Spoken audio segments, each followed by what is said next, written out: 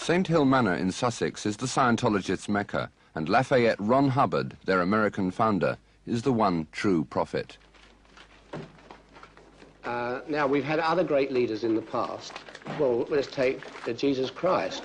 He wrote nothing, and there weren't tape recorders in that time. So consequently, the Gospels were written by somebody else many years afterwards. And we want to avoid that in Scientology, that we do get the words of the founder and discoverer of these truths. Everything at St. Hill is touched by Ron Hubbard's personality.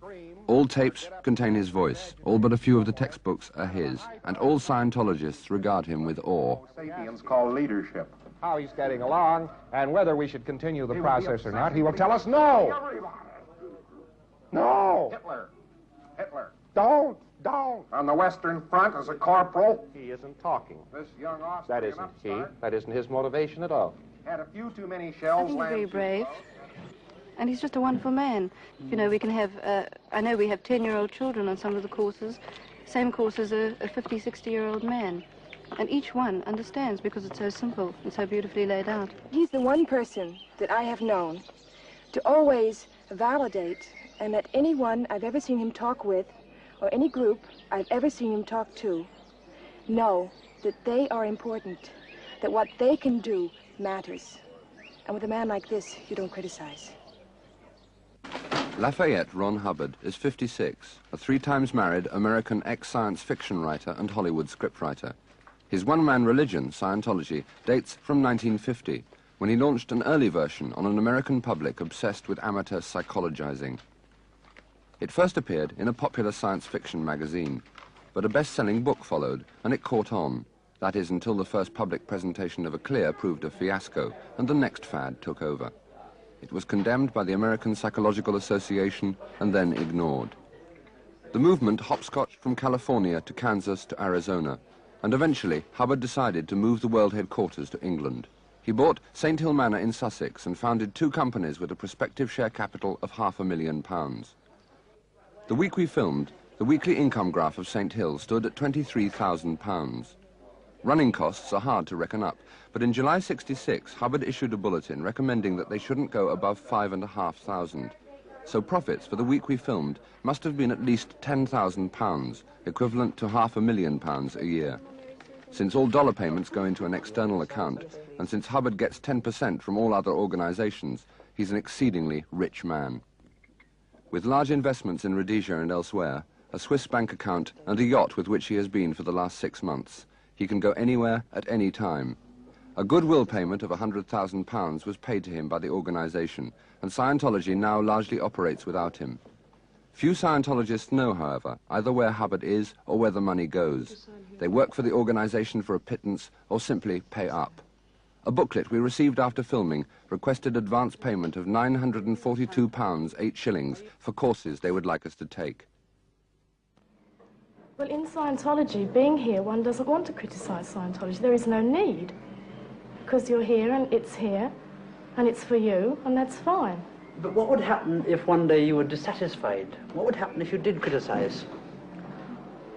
I wouldn't. Why not? Because there would not be anything that I would be dissatisfied with. But one day there might be, mightn't there? Not for me. How do you know? I know.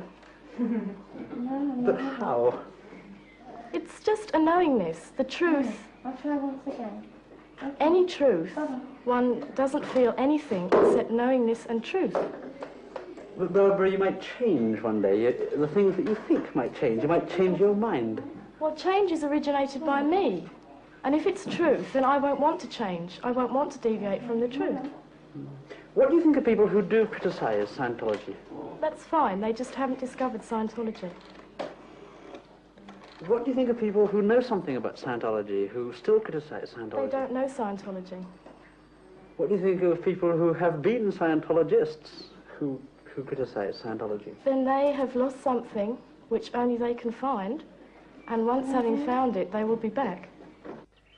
Criticism is classified somewhere between a misdemeanor and a crime. Public criticism is a high crime, worse than theft, mayhem, or seduction of a minor. The punishment is usually excommunication. This is an order put out by Hubbard's ethics office. Dr. Carl Kemeny is hereby declared a suppressive person for telling a Scientologist that Scientology wouldn't last long, that Scientology is a form of brainwashing and mesmerizes people into believing the philosophy. Not to be communicated with. Declared fair game. 1966, or in the new style, the year of our Lord 16. Hubbard Communications Office, year 16. Details of how to go about dealing with attackers of Scientology. Here's what you do. Soon as one of these threats starts, you get a Scientologist or Scientologists to investigate noisily. You find out where he or she works or worked, doctor, dentist, friends, neighbors, anyone, and phone them up and say, I am investigating Mr. Mrs. ... for criminal activities as she has been trying to prevent man's freedom. Office of L. Ron Hubbard, year 16. Enquiry Roomer, UK, planning.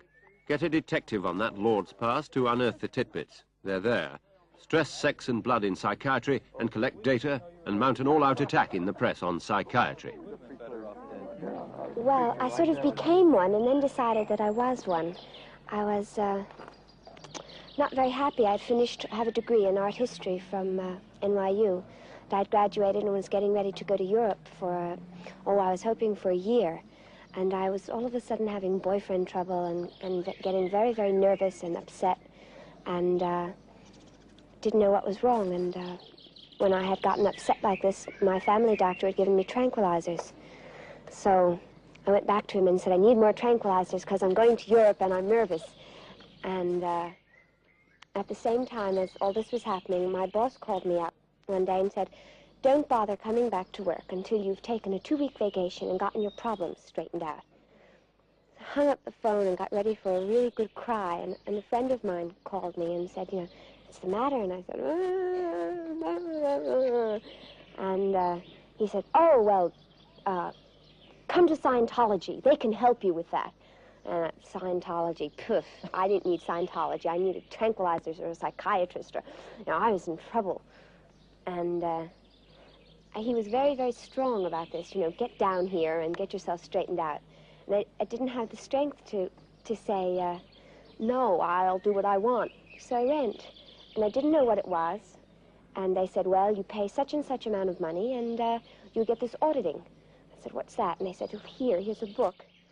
And I didn't have the concentration to read a book, so I went back and I said, I'll take it, just whatever it is. So I went in and I got some of this stuff called auditing, which is where you just hold these cans on the meter and talk for a while and answer questions. And before I got the auditing, they said, you can't take the tranquilizers. You're not allowed to have any drugs when you're doing this. So the night before, I hadn't taken any drugs. And the next day, I wasn't shaking anymore. And I didn't take any tranquilizers. And I went in, they said, how do you feel? And I was a little unhappy that it was all over in one day. And I said, well, is this all? What is this? And I got furious. And they looked at me and they said, okay. And I got furious because they weren't getting upset. And they said, well, why don't you, take a course and find out what it's about? And I did, started. And the next day, I was learning things that I'd always wanted to know. And I've been doing it ever since.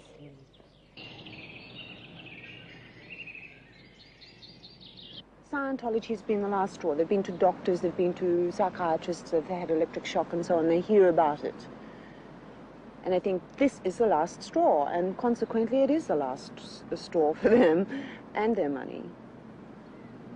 And they come along and they do a psychological test on a piece of paper, and then they're eventually sold a course for many hundreds of pounds, and they take this. And of course, if the person doesn't progress, the evilness of this is so that if they do not progress, it's their fault. They must have more auditing. The case is deeper and thicker than first thought. I've known many hundreds of them. And I should say the majority are people who, either in their childhood or even right to the moment when they took up Scientology, were people who lacked, they were the have-nots. They lacked education, mostly, most of them. They lacked any background, sort of social background, nothing stable in it. And of course, many, many, many of them lacked health, I suppose, mental health or physical health. So there is a great deal of lack in the people to whom this Scientology does appeal. Basically, its latest phase of development has been families break up, such as Michael Panetta. His family has been split up. He was ordered to disconnect from his wife. They did it with my wife. She went down there, and from one moment to another, this little chit of a girl cast her to the outer fringes, you know, to Hades and back, and it was merely on her say-so during a 10-minute interview. In other words, what you might call my work, which I'd been working in Scientology somewhere in the region of about 10 years. In one moment, you could say that the whole thing was upside down, inside out. I suppose, to use a hackneyed word, they're brainwashed to think it's so right. They cannot think anything else. No, I think I'd know if I'd been brainwashed. How would you know? Well, look at me. Am I brainwashed? I can't possibly tell you. You could be. Well, then you don't know. See, I do. But how do you know? Well, I know. Why did you finally leave? Well, I finally saw the light of day, thank goodness. I finally realized that this is an organization which is creating or endeavoring to make me and other people feel guilty and work for nothing and virtually, supposedly adore Hubbard. And I'm afraid it's not within me to adore anyone, least of all Hubbard. Least of all Hubbard. As far as I'm concerned, it's of no concern to me whether he makes $1 million a year out of it or not. As far as I'm concerned, he can have it because he's earned it.